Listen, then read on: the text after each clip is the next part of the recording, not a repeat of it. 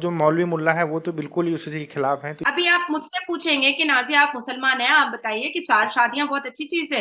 तो भाई कौन लड़की चाहेगी कि चार औरतें कपड़े खोल करके बिस्तर पर रहे और एक मर्द रहे साथ में। एक तरफ एक मुसलमान चार शादियां करके बैठ जा रहा है, चार चार सेक्स टॉय लेकर आ रहा है। बेचारा हिंदू मर्द अगर दूसरी शादी कर लेता है तो 494 में 7 साल की सजा हो जाती है।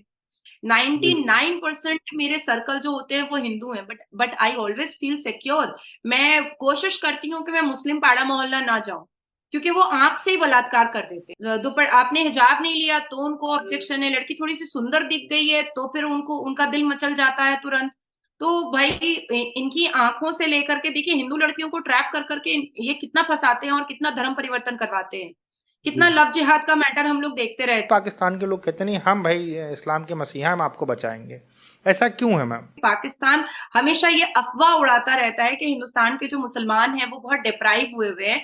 तो मैंने उनसे पूछा भी कि भाई तो फिर मैं कौन हूं, मैं तो हिंदुस्तान की मुसलमान हूँ, मैं तो बहुत खुश हूँ।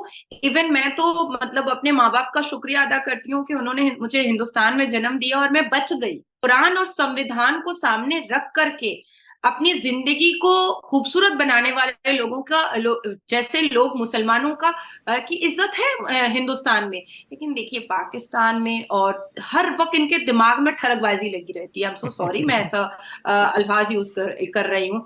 इन्होंने धरती पर चार चाहिए होता है, इन्होंने आसमान पे 72 वर्जिन हूर चाहिए होती है। फिर ये रखते हैं लिव इन रिलेशन भी, बीवी घर में चार चार होने के बावजूद भी बाहर रखते हैं। मेरे अपने खुद के पहचान में कितने लोग हैं जो बाहर में भी छमिया रखे हुए हैं, घर में भी बीवी रखे हुए हैं। तो मैं कहूंगी कि हलाला is a kind of prostitution. मैं तो नहीं कहूंगी कि हलाला is a good thing. Seema Haider करके वो पाकिस्तान से आई है। देखिए मेरे हिसाब से तो ये पूछताछ का सिलसिला बिल्कुल होना नहीं चाहिए और इमीडिएट उसको भेज देना। तो लोग कहते हैं कि आप भी मोदी भक्त हैं। जी हाँ जी, ये मदरसा है। ये मदरसे में अनल सेक्स होता है। ये मदरसे में बच्चे बच्चे बच्चियों के साथ मोलेस्टेशन होता है। ये मदरसे के जो पैसे आते हैं, बच्चे तो बेचारे भिखारी की जिंदगी बिताते हैं साग भात खा करके, और एक कंबल को 2 साल उनको चलाना पड़ता है, दो कपड़े को 4 साल चलाना पड़ता है। नमस्कार दोस्तों, मेरा नाम अनुज धीमान और आप देख रहे हैं नेशन टॉक। आज हमारे साथ जो गेस्ट हैं, आप लोगों ने काफ़ी रिक्वेस्ट की थी, नाजिया जी हैं। और इनके इंटरव्यू आपने देखे होंगे कई पाकिस्तानी यूट्यूबर के चैनल के ऊपर। तो हमने सोचा आज इनसे रिक्वेस्ट करते हैं कि आप हमारे चैनल के ऊपर आएँ। आप हमारे चैनल पे आए, इसके लिए आपका बहुत बहुत धन्यवाद। आपने हमें समय दिया, हमारे व्यूवर्स को समय दिया, इसके लिए भी आपका बहुत बहुत धन्यवाद।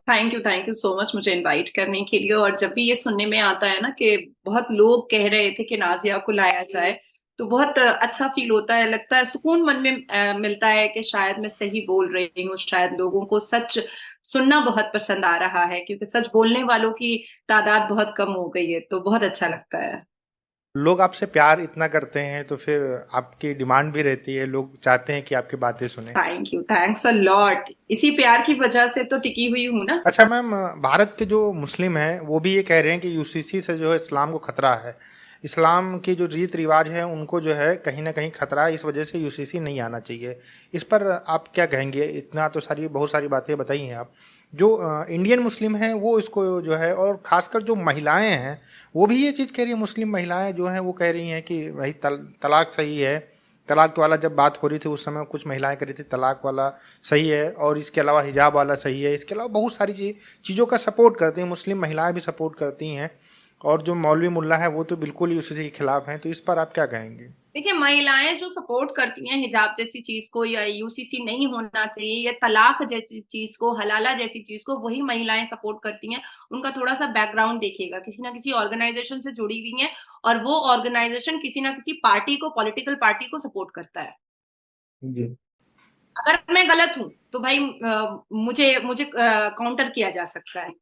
मैंने एकदम आपसे डायरेक्ट कहा है कि वही महिलाएं सामने आ रही हैं जो किसी ना किसी ऑर्गेनाइजेशन, मुस्लिम ऑर्गेनाइजेशन से जुड़ी हुई हैं, और वो मुस्लिम ऑर्गेनाइजेशन किसी ना किसी पॉलिटिकल पार्टी को सपोर्ट करता है और वहां से फंडिंग आती है, इसलिए वो ये बात बोल रही है। देखिए आज व्यक्तिगत मामले से अगर व्यक्तिगत तरीके से मुझसे पूछा जाएगा कि हलाला इज अ गुड थिंग, तो मैं कहूंगी कि हलाला is a kind of prostitution. मैं तो नहीं कहूंगी कि हलाला इज अ गुड थिंग। जी। अभी आप मुझसे पूछेंगे कि नाजिया आप मुसलमान हैं, आप बताइए कि चार शादियां बहुत अच्छी चीज है। तो भाई कौन लड़की चाहेगी कि चार औरतें कपड़े खोल करके बिस्तर पर रहे और एक मर्द रहे साथ में। तो जी ये ऑर्गेनाइजेशन को फंडिंग करवाया जा रहा है ये बोलने के लिए। वो लोग भी जी। अंदर में रो रही होंगी कि भाई हमें क्या क्या बोलना पड़ रहा है, लेकिन बाप बड़ा ना भैया, सबसे बड़ा रुपया, ऐसी चीज है कि हम सच भी नहीं बोलेंगे। तो ये जो मुल्ला मौलवी हैं या फिर जो मुस्लिम है भारत के, वो क्यों इस चीज़ का विरोध कर रहे हैं? क्योंकि रिफॉर्म जो है वो समय के अनुसार चीज़ें होती रहती हैं, कोई भी धर्म है वो समय के साथ चलता रहता है। तो फिर यूसीसी तो ज़रूरी है, क्योंकि सबके लिए एक कानून हो जाएगा। जैसे कि आईपीसी में सबके लिए एक कानून है, तो फिर जो पर्सनल चीज़ें हैं उसमें भी एक कानून होना चाहिए। तो इसको विरोध का इतना बड़ा विरोध करने की ज़रूरत क्या है यहाँ के मुस्लिम है भारत के? इनकी चालाकी बहुत लोग समझ नहीं पा रहे हैं। हमारे कॉन्स्टिट्यूशन में, संविधान में आर्टिकल 19 को ये मानते हैं, आर्टिकल 14 को ये मानते हैं, आर्टिकल 21 को मानते हैं, आर्टिकल 22 को मानते हैं। इंडियन पिनल कोड में रेप में कैसे कैसे बेल मिलना चाहिए उसको मानते हैं। डोमेस्टिक वायलेंस एक्ट में कैसे कैसे बेल मिलना चाहिए वो कानून के तरीके से देखेंगे। मेंटेनेंस में क्या क्या प्रावधान है कि हमको पैसा कम देना पड़े मेंटेनेंस के वक्त, 125 सेक्शन में, वो उनको पता, वो उसको वो मानेंगे। उसके बाद डाउरी एक्ट में कैसे हम बच सकते हैं, 498A में कैसे बच सकते हैं, 406 में हम कैसे कैसे बिल ले सकते हैं, उसको वो मानेंगे। पॉक्सो एक्ट में हमको कैसे बिल मिल सकता है उसको वो मानेंगे। लेकिन इसी संविधान का आर्टिकल 44 नहीं मानेंगे, जिसमें common law uniform civil code के बारे में पूरे तरीके से अम्बेडकर जी लिख करके गए हैं। ये बेसिकली खुद बिल्ली बने हुए हैं कि हम आंख बंद करके दूध पी रहे हैं तो हमको कोई समाज नहीं देख पा रहा है। पर ये इनकी बेवकूफाना हरकत है कि पूरा अब सबको समझ में आ चुका है कि ये इस्लाम के नाम पर जो इन्होंने एक दुकान खोल करके रखी है, और इस्लाम के नाम पर जो ये इतना ज्यादा सेक्सुअल डिजायर्स और थरक पूरा कर रहे हैं, इस्लाम के नाम पर महिलाओं के लीगल राइट्स को जो ये लोग तोड़ मरोड़ रहे हैं, इसका बाजार अब बंद होना चाहिए। अब देखिए, common law, uniform civil code, common law, ये तो सबके ऊपर लागू हो रहा है। आप हिंदू हैं, मैं मुसलमान हूँ, सिख है, ईसाई है, भाई किसी का तो धर्म खतरे में नहीं आया। जी जी, किसी का नहीं है। रोड पर नहीं उतर रहा है कि भाई मेरा धर्म खतरे में आ गया है, मेरा धर्म खतरे में आ गया है। कोई नहीं है, कोई नहीं, ये सब बोल रहा है। सिर्फ मुसलमान ही क्यों बोल रहा है? देखिए, एक ही धरती पर दो तरीके का ये दिखाया जाएगा, ये तो पार्शियलिटी हो जाएगी ना। एक तरफ एक मुसलमान 4 शादियां करके बैठ जा रहा है, 4 सेक्स टॉय लेकर आ रहा है। बेचारा हिंदू मर्द अगर दूसरी शादी कर लेता है तो 494 में 7 साल की सजा हो जाती है। मुसलमान मर्द इस्लाम के नाम पर 13 साल, 9 साल, 8 साल, जैसे जैसे पीरियड स्टार्ट होता है शादी कर लेता है। अब अगर यही काम हिंदू कर लेगा तो वो पॉक्सो एक्ट में कन्विक्शन पालेगा। So this is not good ना। अच्छा मैम, अभी हाल ही में आपने सुना होगा कि एक लड़की है सीमा हैदर करके, वो पाकिस्तान से आई है यहाँ पर। तो ये गवर्नमेंट ने उसको अरेस्ट किया, उसके बाद में उसको जमानत दे दी गई। अब ये सारी चीज़ें देख के पाकिस्तान की जो लड़कियां हैं, कहीं उनको ये ना लगने लगे कि चलो ठीक है हम भी चलते हैं, मान लीजिए किसी से प्यार हो तो बहुत सारे लोग आने नहीं स्टार्ट हो जाएंगे। तो इस चीज़ के ऊपर थोड़ा रिस्ट्रिक्शन से काम नहीं लेनी चाहिए? देखिए, मेरे हिसाब से तो ये पूछताछ का सिलसिला बिल्कुल होना नहीं चाहिए और इमीडिएट उसको भेज देना चाहिए, इमीडिएट। सबसे पहली चीज तो मैं आपको ये बता दूं कि मुझे उस लड़की पर, जब मैंने थोड़ा सा ही सोशल मीडिया पर देखा था, तभी मुझे उस लड़की पर शक हो गया था। कहने को वो कह रही है कि वो जाहिल है, उसका हस्बैंड कह रहा है कि वो जाहिल है, पर जिस हिसाब से वो तेज तर्रार दिखाई दे रही है, एक नॉर्मल आदमी के लिए कैमरा फेस करना और मीडिया को इतना चिकना चुपड़ा बात बोलना, it's not a easy game, it's not G N G. Easy game. हम लोग कंटिन्यूअसली 10 साल से मीडिया पर हैं, कैमरा पे हैं, then we are very frequent. हम लोगों को अब हम लोग यूज टू हो चुके हैं। लेकिन एक लड़की जो घर के अंदर पैक रहती थी, बाजार भी नहीं जाती थी, 4 4 बच्चे पैदा किए, हाउस वाइफ है, और सिंध जैसे, पाकिस्तान जैसे घर की, मुसलमान घर की लड़की है, औरत है, तो आज वो इतना लंबा सफर तय करके तारों के नीचे से और गुफाओं के नीचे से वो अपने प्यार को पाने के लिए वो हिंदुस्तान चली आई है। ये मुझे एकदम हजम नहीं हो रही है बात। इंक्वायरी और स्ट्रॉन्ग करनी चाहिए, इस तरह से उसको छुट्टा सांड की तरह छोड़ना नहीं चाहिए, उसको उसको लॉकअप में रखना चाहिए, और उसके ऊपर कड़ी से कड़े इंटेरोगेशन की जरूरत है। क्योंकि देखिए, बहुत सारी चीजें सामने आई है ना। उसके 3 आधार कार्ड फेक मिले हैं। उसके पास 4 4 मोबाइल फोन था, जिसमें से एक मोबाइल फोन उसने डिस्ट्रॉय किया है, तोड़ा है उसने। क्यों तोड़ा? और इतनी आसानी से, इतना आराम से वो नेपाल पहुंची, नेपाल का सिम कार्ड उसने ले लिया, फिर वो हरियाणा पहुंची, हरियाणा का सिम कार्ड उसने ले लिया। How is it possible? ये पूरी कैसे मूवी चल पॉसिबल हो रही है, सकता है? पूरी सी मूवी जी। चल रही है, पूरी मूवी चल रही है, हाँ, स्टोरी है, ऐसा लग रहा है। एग्जैक्टली। तो ये तो ये नेशनल सब नहीं। सिक्योरिटी के। नेशनल सिक्योरिटी के लिए भी ये सारी चीज़ें खतरे वाली घंटी है। दूसरा, जो पाकिस्तान की लड़कियां हैं वो सोचेंगी चलो, या फिर जो भी लोग आना चाहते हैं वो सोचेंगे चलो बॉर्डर तोड़ के चलते हैं, हमको यहाँ खाना पानी तो मिलता नहीं पाकिस्तान के अंदर, तो चलो हम भारत के अंदर चले जाएंगे, क्या होगा वहाँ पर एक बार पूछेंगे, उसके बाद में हमको छोड़ देंगे, आराम से हम रहेंगे भारत के अंदर। तो ये चीज़ें भी होने के चांसेस हैं। सिर्फ खाना पानी की बात नहीं है, इज्जत भी तो जी नहीं है ना वहां पर। जी हमारे हमारे हिंदुस्तान में सनातनी और हिंदू भाई और हिंदू लोग जितना मान सम्मान संस्कार संस्कृति में संस्कृति का एक बैरिकेड रखते हैं। आज हम लोग 80-85% हिंदू मेजोरिटी के साथ मैं मुसलमान रह रही हूँ। जी 99% मेरे सर्कल जो होते हैं वो हिंदू हैं, but I always feel secure. मैं कोशिश करती हूँ कि मैं मुस्लिम पाड़ा मोहल्ला ना जाऊं, क्योंकि वो आंख से ही बलात्कार कर देते हैं। अरे ऐसा नहीं। हाँ, अगर आपके सर पे दुपट्टा नहीं है तो उनको ऑब्जेक्शन है, आपने हिजाब नहीं लिया तो उनको ऑब्जेक्शन है, लड़की थोड़ी सी सुंदर दिख गई है तो फिर उनको उनका दिल मचल जाता है तुरंत। तो भाई इनकी आंखों से लेकर के देखिए, हिंदू लड़कियों को ट्रैप कर करके ये कितना फंसाते हैं और कितना धर्म परिवर्तन करवाते हैं, जी कितना लव जिहाद का मैटर हम लोग देखते रहते हैं।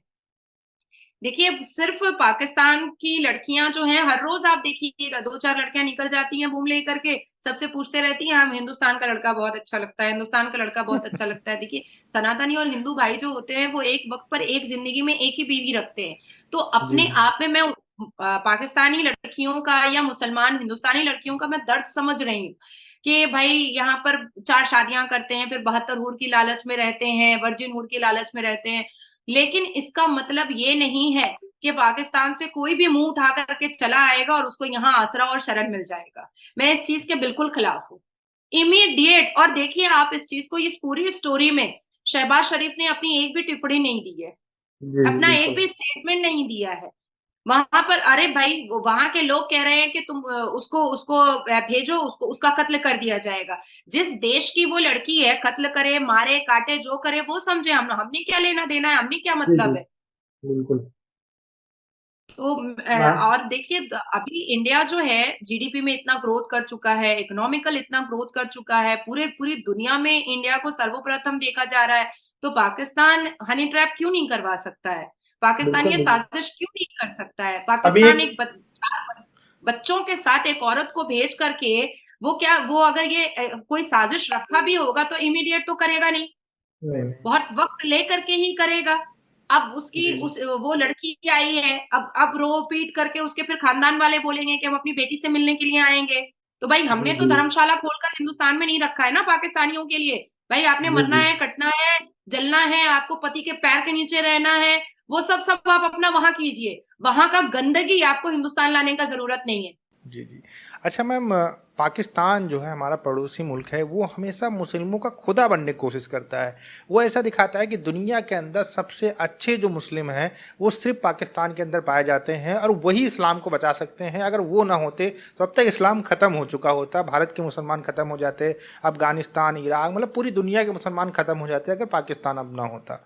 तो इस तरीके की कुछ बातें करते हैं पाकिस्तान के लोग, पाकिस्तानी गवर्नमेंट और वहाँ के जो कट्टरपंथी हैं वो एक इनडायरेक्ट वो कहते हैं ना कि हमें जो है आपका मसीहा बनना है, वो वाली कंडीशन जो है पाकिस्तानियों के ऊपर अप्लाई होती है, और दुनिया उनको मानती नहीं कि भाई, वो पूछते भाई आप कहो कौन, लेकिन फिर भी पाकिस्तान के लोग कहते नहीं हम भाई इस्लाम के मसीहा, हम आपको बचाएंगे। ऐसा क्यों है मैम? देखिए, इतिहास गवाह है, और जिन्ना के वक्त से लेकर के अब तक पाकिस्तान जो है ना वो बिल्कुल बाहर निकलने के लिए, देखिए शिक्षा की तरफ बिल्कुल भी उन लोगों का कोई ध्यान रहा नहीं है।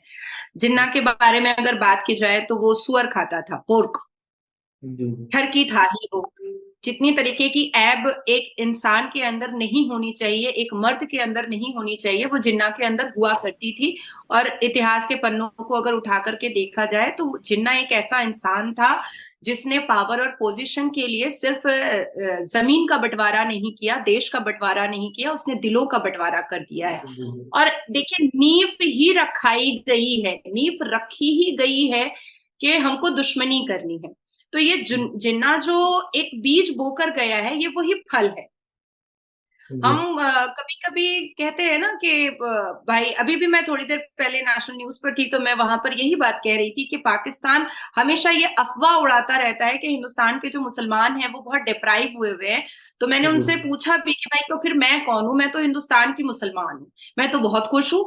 इवन मैं तो मतलब अपने माँ बाप का शुक्रिया अदा करती हूँ कि उन्होंने मुझे हिंदुस्तान में जन्म दिया और मैं बच गई, जी जी जी, मैं बच गई, मुझे बचा दिया है मेरे माँ बाप ने। क्योंकि अगर मैं पाकिस्तान में पैदा हुई होती तो शायद अब तक मैं जिस मिजाज की मैं हूं और जितनी वोकल मैं हूं, शायद मुझे या तो मरवा दिया जाता या तो मुझे खुद में फांसी लगा देनी जी पड़ती। जी, तो ये कुरान भी गवाह है और ये इतिहास भी गवाह है कि औरत को हमेशा डिप्राइव, मलाइन, इंसल्ट, डिफेम ही किया गया है। औरत को कभी भी कोई ऊंचा दर्जा दिया नहीं गया है। जैसे हमारे हिंदू देवी देवताओं में देवियों का भी बहुत जिक्र है, देवियों देवियों की भी पूजा होती है, लेकिन मुसलमान में देखिए ना, एक भी प्रॉफिट का नाम मतलब फीमेल में नहीं आता है, एक भी जी, नहीं। पूरे 30 पारे में सिर्फ एक मरियम अलैहिस्सलाम का जिक्र काफी क्लोजली किया गया है। तो ये जितने मुसलमान हैं, चाहे वो हिंदुस्तान के हो चाहे वो पाकिस्तान के हो, वो कहते हैं कि वो तो क्रिश्चियन की है।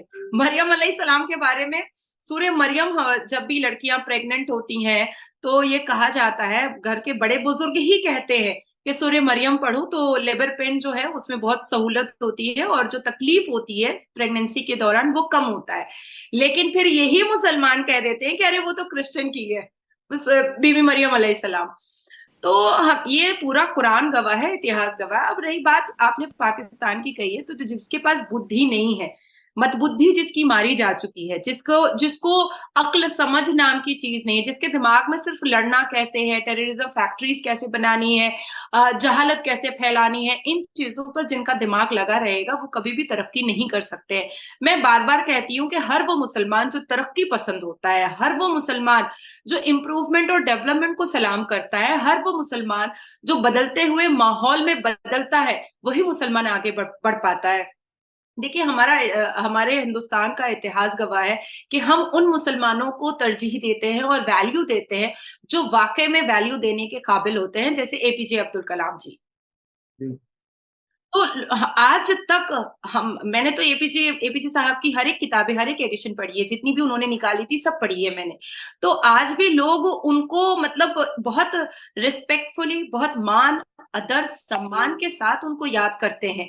आज आपने इंटरव्यू स्टार्ट करने से पहले कहा कि लोग मुझे सुनना चाहते हैं, तो सच बोलने वाले और कुरान और संविधान को सामने रख करके अपनी जिंदगी को खूबसूरत बनाने वाले लोगों का जैसे लोग मुसलमानों का की इज्जत है हिंदुस्तान में। लेकिन देखिए पाकिस्तान में और हर वक्त इनके दिमाग में ठरकबाजी लगी रहती है। आई एम सो सॉरी मैं ऐसा अल्फाज यूज कर रही हूँ।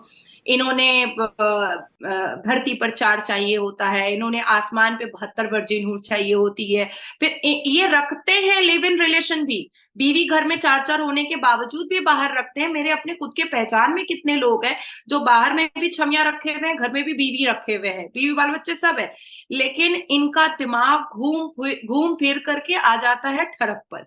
चाहे वो पॉलीगेमी हो, चाहे वो हलाला हो, चाहे वो कम एज की लड़की से शादी करना हो, तो ये सारी चीजें इनकी घूम फिर करके सेक्सुअल डिजायर्स पर ही आ जाती है। तो ये जो जो देश और जिस देश के वासी सेक्सुअल डिजायर्स की चीजों में दायरे में फंसे हुए रह जाएंगे, वो तो कभी नहीं आगे बढ़ सकते हैं। मैं जब 6 महीने की थी और जो चप्पल और कपड़ा मैं पहन रही थी, आज मैं 34-35 साल की उम्र में भी वही चप्पल और कपड़ा पहनने की कोशिश करूंगी तो समाज तो मुझे बेवकूफ बिल्कुल बोलेगा ना। बिल्कुल समाज, बिल्कुल। और वो आएगा भी नहीं मुझे। तो ये वही लेकर के चल रहे हैं जो इनको दूर छोड़ देना चाहिए था। And this is the reason कि आज पाकिस्तान जो है उसके हाथ में भीख का कटोरा है। और हमारे हिंदुस्तान के मुसलमान भी, देखिए सच्चर कमीशन की रिपोर्ट तो गलत नहीं हो सकती है ना, तब तो मोदी जी की सरकार नहीं थी, तो उनको टारगेट करना बेकार है, बेफजूल है। तो जब सच्चर कमीशन की रिपोर्ट में ये साफ लफ्जों में कहा गया था कि हम मुसलमान जो है वो दलितों से भी पीछे हैं एडुकेशन में, क्योंकि इनका इस्लाम खतरे में आ जाता है। मुसलमान मर्द जो है वो पढ़ना चाहते नहीं है, कुछ बनना चाहते नहीं है, उनको आराम की जिंदगी चाहिए और सिर्फ सेक्सुअल डिजायर्स का इंतजाम चाहिए, बस कैसे भी करके। जी जी, लड़कियां जो पढ़ना चाहती हैं, कुछ बनना चाहती हैं, अब उसमें इनका इस्लाम खतरे में आ जाता है। लड़कियां पढ़ लेंगी, इस्लाम खतरे में, लड़कियां बात कर लेंगी, इस्लाम खतरे में, लड़कियां जीन्स पहन लेंगी तो इस्लाम खतरे में, तो हर चीज में इस्लाम खतरे में आ जाता है। और देखिए चार चार सेक्स टॉय लाते हैं तो एक एरोबिक नाम दे देते हैं, पॉलीगेमी। ये तो सुन्ना है। हलाला करके प्रोस्टिट्यूशन का धंधा करवाते हैं अपनी बहू बेटियों से तो एक एरोबिक नाम दे देते हैं। ये तो सुन्ना है। ये तो अरबी का नाम है। और अगर इन सारी ठरकबाजियों से इनको रोक दिया जाए, इनको कंट्रोल कर दिया जाए, तो ये कलेजा पीटने लगते हैं कि मेरा इस्लाम खतरे में आ जाएगा। तो इन्होंने इस्लाम के आड़ में सिर्फ और सिर्फ अपने सेक्सुअल डिजायर्स को पूरा किया है। और क्यों, अब तो फिर भी हिंदुस्तान के मुसलमान थोड़ा सा एक्सप्लोर कर रहे हैं, थोड़ा सा अपनी भावनाओं को, अपने थॉट को, अपने थॉट प्रोसेस को चेंज कर रहे हैं, जिसकी वजह से 15% 20% ऐसे मुसलमान हम लोगों को हिंदुस्तान में दिखते हैं जो बहुत हाईली क्वालिफाइड फैमिली है, बहुत एलीट क्लास की फैमिली है, जहां पर लड़कियों को और लड़कों को एक बराबर जेंडर इक्वालिटी करके देखा जा रहा है, जबकि कुरान भी कहता है सूरह अन-निसा में जेंडर इक्वालिटी के बारे में। लेकिन पाकिस्तान ना सुधरा है ना सुधरेगा। तो ये बात करना भी बेकार है कि सुधर सकता है, कभी भी कभी नहीं सुधर सकता है। मुझे नहीं लगता है कि कभी भी सुधरेगा। देखिए मैम, जो पाकिस्तान है वो हमेशा से ये बताता रहा है कि भारत जो है मुस्लिमों का जो है सबसे बड़ा दुश्मन है। कोई भी छोटी से छोटी बात अगर भारत के अंदर हो जाती है, चाहे वो हिजाब वाला विवाद रहा हो कर्नाटक का, चाहे कोई भी विवाद रहा हो, चाहे जो अतीक अहमद अभी मारे गए थे उनको लेकर कहा गया हो पाकिस्तान के अंदर कि मुसलमानों को मारा जा रहा है, जबकि वो पूरी कहानी नहीं जानते हैं, लेकिन इंटरनेशनल मीडिया में जाके इस तरीके के बयान दे देते हैं कि मुसलमानों को वहाँ मारा जाता है, दिन दहाड़े मारा जाता है।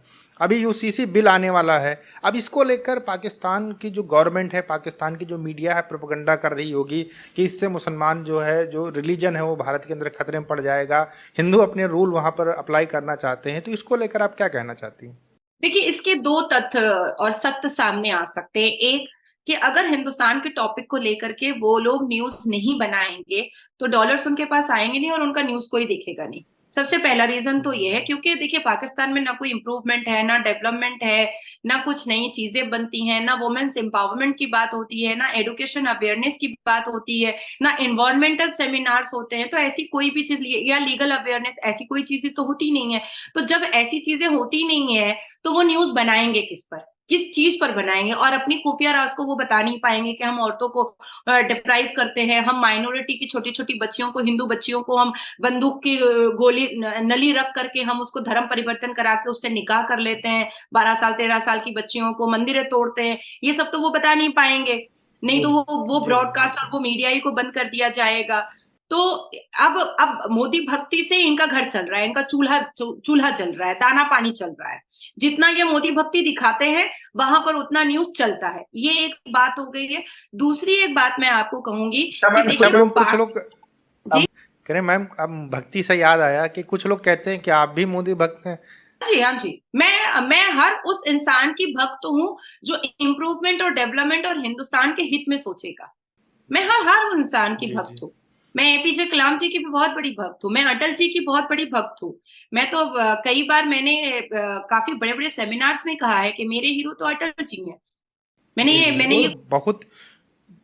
वो तो बहुत अच्छे पॉलिटिशियन थे और उन्होंने बहुत ही अच्छा काम किया भारत के लिए। अभी मोदी जी बहुत अच्छा काम कर रहे हैं और इसको लेकर पाकिस्तानी मीडिया भी प्राइस करती है। और इमरान खान आप खुद देख लीजिए कितनी तारीफें करते हैं इस समय, मोदी जी की करते हैं। इसके अलावा जो वहाँ के जो पब्लिक है वो भी मोदी जी की इस समय तारीफ कर रही है।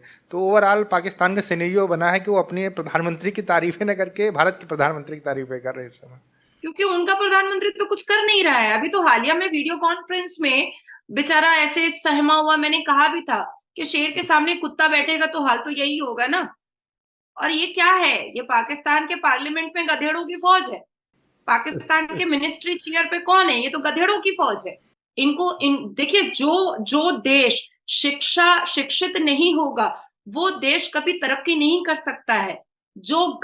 मैं एक घर के बारे में भी आप सोचो कि एक घर अगर शिक्षित नहीं होगा तो समझिए कि उस घर में खिड़की दरवाजे ही नहीं है, वो तो सफोकेट करके इंसान मर जाएगा, बर्बाद हो जाएगा, खत्म हो जाएगा। तो शिक्षा जो है वो हमारे लिए आंखों में रोशनी का काम करता है। हम समझ पाते हैं। देखिए, मुस्लिम कम्युनिटी में क्या होता है कि हमें कुरान की तिलावत करानी होती है, बुला लो मुल्ला को। हमें फातिहा कराना होता है, बुला लो मुल्ला को। वो फूकता है, फूक करके पता नहीं क्या पड़ता है क्या नहीं पड़ता है, पता भी नहीं चलता है, करता है, उसके बाद फूक देता है, अपना मुंह का बदबू दे देता है, और उसके बाद फिर वो 501 रुपया ले लेता है। तो भाई जब मेरे अंदर इतनी क्रेडिबिलिटी है तो मैं ही कुरान पढ़ लूंगी, मैं ही कुरान समझ लूंगी, मैं दूसरे से क्यों समझूंगी? And this is the reason कि पाकिस्तान में मैं इतनी लड़कियों के साथ में बैठती हूँ और मैं जिससे भी पूछती हूँ कि बेटा आपने अरबी समझ में आती है, देखिए वो लोग इस्लामिक देश में हैं, खुद को कह रहे हैं कि मैं इस्लामिक देश की हूँ, खुद को कह रही हैं कि हम मुसलमान देश के हैं, हम तो इस्लाम के ऊपर चलते हैं, पर अरबी ना बोलनी आती है ना समझनी आती है। मैंने सिर्फ महज इतना पूछ लिया कि बताओ तो सूरह फातिहा और सूरह ताहा का मतलब क्या होता है? कह रही है मुझे तो पता नहीं, मैं नहीं जानती। तो जब उनको कुरान पता ही नहीं है तो उनको पता चलेगा कैसे कि कुरान में भाई 1000 से ऊपर जंगों के बारे में लिखा हुआ है। कुरान खुद कहता है होली वॉर के बारे में, जिहाद को लेकर के। कुरान ने खुद कहा है सूरह अल अहज़ाब में कि मुसलमान अडॉप्टेशन नहीं कर सकते क्योंकि प्रॉफिट मोहम्मद ने अपने अडॉप्टेड चाइल्ड की वाइफ से शादी किया था हजरत जैद के इंतकाल के बाद। कुरान खुद कहता है जेंडर इक्वालिटी की बात सूरह अल अहज़ाब में, सूरह निसा में कुरान खुद कहता है जिलबाब की बात, पर कहीं पर भी हिजाब की बात नहीं की जा रही है। कुरान ने खुद मॉडिफाई को एक्सेप्ट किया है, मॉडिफिकेशन को। देखिए हमारी सबसे पहली किताब कुरान नहीं आई थी, तौरात, ज़बूर, इंजील, बाइबल, कुरान आया था। तो जब खुदा को मॉडिफिकेशन पसंद है तो यूसीसी के तहत अगर मॉडिफाई हो रहा है तो इसमें प्रॉब्लम क्या पर है? प्रॉब्लम उन लोगों को हो रहा है जो 4 सेक्स टॉय नहीं अब रख पाएंगे। प्रॉब्लम उन लोगों को हो रहा है जो बचपन से बहन बहन बोलते बोलते फिर बिस्तर पे ले लेते हैं निकाह के नाम पर। तो उन लोगों का जो प्रॉब्लम हो रहा है ये इसलिए ये चिल्ला रहे हैं। आप फिर आप चले आइए धर्म गुरु पे, हमारे पूरे 30 पारे में, पूरे कुरान में कहीं पर एक छोटी सी आयत भी नहीं है जिसमें ये बताया जाए कि भाई मुसलमान का कोई धर्म गुरु होता है या पीर बाबा होता है। बल्कि प्रॉफिट मोहम्मद ने और एंजल जो जिब्राइल अलैहिस्सलाम है और मरतहब जो एक फरिश्ता थे जो प्रॉफिट के पास मैसेजेस लेकर खुदा के आया करते थे, उनका कहना है, और ये कुरान में जिक्र है, उनका कहना है कि मजार की जो वर्शिप होती है वो सिन होती है, पाप होती है, गुनाह होती है। तो ये मजारी बाबा लोग क्यों बैठे हुए हैं? ये क्यों, ये यहाँ पर क्यों ये अतर का दुकान और चद्दर का दुकान खुला हुआ है? ये फितरा जकात किस चीज का लिया जा रहा है? ये जकात के नाम पर पे आप बंगाल चले आइएगा, बंगाल में फुरफुरा शरीफ है, वहां पर पीर बाबा लोग का शीश महल बना हुआ है, सेंट्रलाइज एसी, मतलब कई कई बीघा पे पूरा पूरा बंगला बना हुआ है। तो भैया हमने तो पढ़ लिख करके बेकारी कर दिया, उससे कटोरा लेकर के फितरा ज़कात की हम मांग लेते, भीख ही मांग लेते, तो हम भी बुलेरो कार खरीद लेते, रेंज रोवर खरीद लेते, जीप खरीद लेते और शीश महल भी बना लेते 2 एकड़ में। तो हमने तो एडुकेशन लेकर के ही बेकार कर दिया। तो इनको तकलीफ इस चीज से उसी से हो रही है कि जिस तरह से हमने पढ़ाई की है, हमने स्ट्रगल किया है, हमने परिश्रम किया है, हमने मेहनत की है, हमने एफर्ट लगाया है, हमने धक्के खाए हैं, हमने नौकरियां ली हैं, और तब जाके हम अपना घर संसार चला रहे हैं, और इनका तो भीख मांग मांग करके घर संसार चल जा रहा है।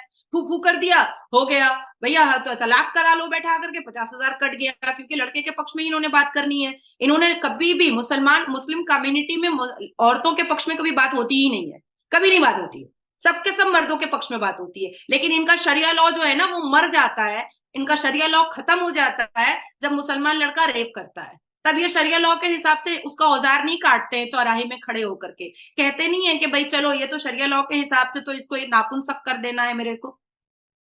तब इनका शरिया लॉ का पूरा एकदम तूती जितना भी पोल पट्टा है सब खुल करके सामने आ जाता है कि औरतों को डिप्राइव करने के लिए, औरतों को मलाइन करने के लिए, औरतों को इंसल्ट करने के लिए, औरतों को बर्बाद करने के लिए, औरतों को जलील करने के लिए ही इनका शरिया लॉ बना है। और ये बनाया हुआ जो शरिया लॉ अभी तक हिंदुस्तान में चल रहा है, ये तो जिन्ना का है बनाया हुआ 1937 का। ये तो इन्होंने बनाया नहीं है, ये all India Muslim personal law board जो बोल रहा है, ये मेरे को सामने दिखा तो दे। 3 तलाक में जब मैं सुप्रीम कोर्ट में थी और मैं बार बार कह रही हूँ कि अगर तलाक अच्छी चीज है तो आप अपनी बीवी और अपनी बेटी का तलाक करा दीजिए, तब कहते हैं नहीं लाहौल बिला कुव्वत, आप तो ये गलत बात बोल रही हैं। तो भाई मतलब मासूम बच्चियां जो हैं उनका तलाक हो जाए, तुम अपनी बहू बेटियों का तलाक ना कराओ, तब तो लाहौल पढ़ देते हो तुम।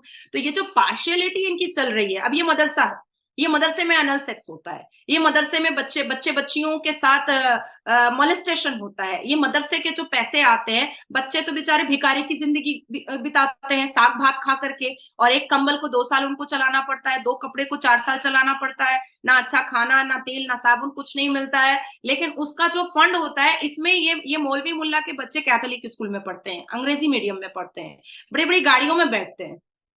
ये जितने मजारी बाबा हैं, इनकी फैमिली में जाइए, आपको सोफा मिलेगा 2-2 लाख रुपए का, 3-3 लाख रुपए का। ये जो जमीन पे कारपेट ये बिछाते हैं ना पीर बाबा लोग अपने घर के अंदर, वो कारपेट होता है इनका 50-50 हजार रुपए का। मैं तो सब चीजें नोटिस करती हूँ। अजमेर शरीफ अच्छा, जाइए ना, अगर किसी लड़की के साथ या अपने घर के किसी बहू बेटी के साथ अजमेर शरीफ जाइएगा, वो रास्ता चलते चलते मोलेस्टेशन हो जाता है, मोलेस्ट कर देता है वो छू छाप करके। Thank you so much ma'am, आपसे बात करके काफ़ी अच्छा लगा। आपने बहुत ही बेबाकी से सारे क्वेश्चंस के आंसर किए, और जो यूसीसी के ऊपर भी आपने बिल्कुल साफ साफ बात किया, और ये बातें शायद दूसरों को ख़राब लग सकती हैं, लेकिन जो मुस्लिम महिलाएं हैं उनको ये चीज़ें समझनी पड़ेंगी कि उनको अपने स्वाभिमान के लिए लड़ना पड़ेगा और उनको मैदान में आना पड़ेगा, नहीं तो फिर उन्हीं को सबसे ज़्यादा दिक्कत है। बाकी जो मर्द हैं या किसी भी हिंदू हो या कोई भी मर्द हैं, तो वो कहीं ना कहीं इन सारी चीज़ों का बेनिफिट तो उठाते ही हैं। तो इन सारी चीज़ों से अगर निजात पानी है तो आपको यूसीसी जो है उसको सपोर्ट करना ही पड़ेगा। आपने बहुत अच्छी बात की, पाकिस्तान को लेकर भी आपने बहुत अच्छी बात की। तो हमारे जो दर्शक हैं, उम्मीद करते हैं उनको ये वीडियो पसंद आएगा। लास्ट में आप कुछ बोलना चाहती हैं तो आप बोल दीजिए, फिर हम वीडियो एंड करते हैं। हिंदुस्तान की तमाम मुसलमान लड़कियों को और तमाम लड़कियों को मैं कहना चाहूंगी कि शिक्षा बहुत जरूरी है, बहुत जरूरी है। जितना ज्यादा महिलाएं, औरतें, बच्चियां शिक्षित होंगी, उतना ज्यादा वो आत्मनिर्भर होंगी, और कोई भी व्यक्ति उनकी जिंदगी को बर्बाद करने का या उनके सेल्फ रिस्पेक्ट को क्वेश्चनेबल बनाने का या उनके सेल्फ रिस्पेक्ट को हर्ट करने का उसको मौका नहीं मिलेगा। मुझे लगता है कि हिंदुस्तान की तमाम महिलाएं, तमाम लड़कियां, तमाम बच्चियां शिक्षित होनी चाहिए। Thank you so much ma'am. अब आपसे दोबारा मुलाकात होगी और एक नए टॉपिक के साथ। बहुत बहुत धन्यवाद आपका। दोस्तों, उम्मीद करते हैं आपको ये वीडियो पसंद आया होगा। अगर आपको पसंद आया तो कमेंट सेक्शन में बता सकते हैं। इसके अलावा अगर आप किसी और से आप चाहते हैं कि मैं बातचीत करूं तो आप हमें कमेंट सेक्शन में बताइए, हम उनसे कांटेक्ट करके आपके लिए उनको जरूर लेकर आएंगे। हम आपसे मिलते हैं नए वीडियो के साथ। नमस्कार, धन्यवाद, जय हिंद, जय भारत। भारत माता की जय।